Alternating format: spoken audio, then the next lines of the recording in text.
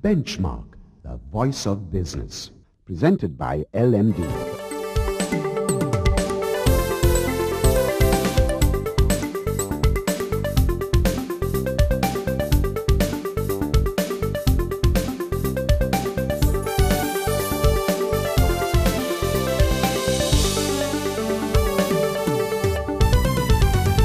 On this week's edition of Benchmark, in our lead story, we take an in-depth look at the L&D Nielsen Business Confidence Index.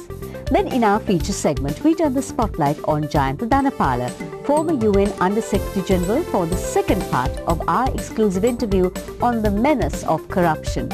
And we wrap up this edition by talking to the Managing Director of the Nielsen company, Shahin Khadr, about Sri Lanka's investment prospects. That's the lineup for Benchmark this week. Hello and welcome to Benchmark. I'm Savitri Rodrigo.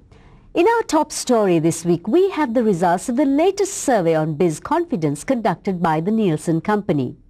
On the face of it at least, there's been a change of heart in our corporate boardrooms between early June and 10th July, when Nielsen completed its latest LMD Commission survey. An improvement in business confidence is therefore the official verdict. But as the Nielsen Company Lanka's Managing Director Shahin Khadr observes, the trend has been flat since October last year. While company performance levels are expected to be more or less the same as in the previous year, meaning positive, there is no upward swing in terms of respondents' businesses planning any major investments, he adds. For the record, the LMD Nielsen Business Confidence Index, or BCI, gained 12 points to register 160 in July, which is much the same as it was at the same time last year. Khadr believes that by and large corporates are in a business as usual frame of mind. Quote, "This is most likely due to global economic concerns of a slowdown in developed economies.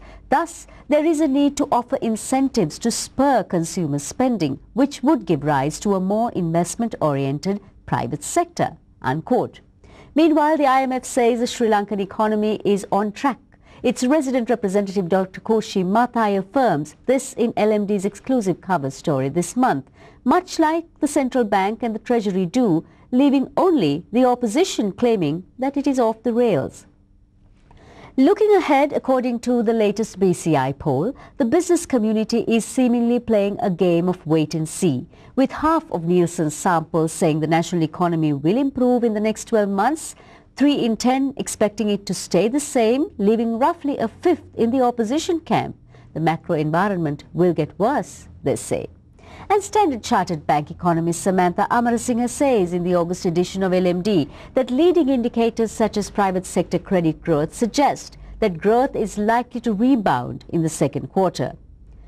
Turning to business trends now, and there is hope, it would seem, with a healthy 70% of respondents predicting higher sales volumes in the coming 12 months and more than 6 in 10 saying the same about the near term, that is, the next 3 months. The comparatives from the prior month's survey outcome were 52% and 38% respectively, so there's certainly been a groundswell of opinion on business by business. On the FDI front, with only a fifth sounding anything like negative versus a third in the preceding month, the investment climate is being viewed with a higher degree of anticipation these days.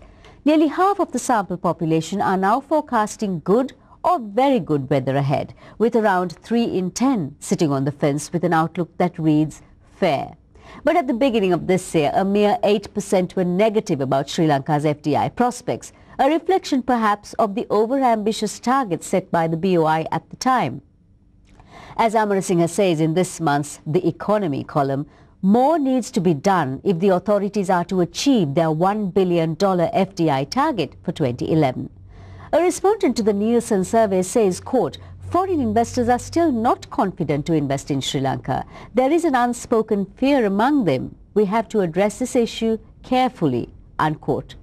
It seems unlikely, therefore, that there will be a major change in sentiment in the near term, but there may be some action towards the end of the year, when matters such as the 2012 budget will come into sharp focus. Coming up next is part 2 of our exclusive interview with former UN Under-Secretary General Jayantha Dhanapala. Stay tuned.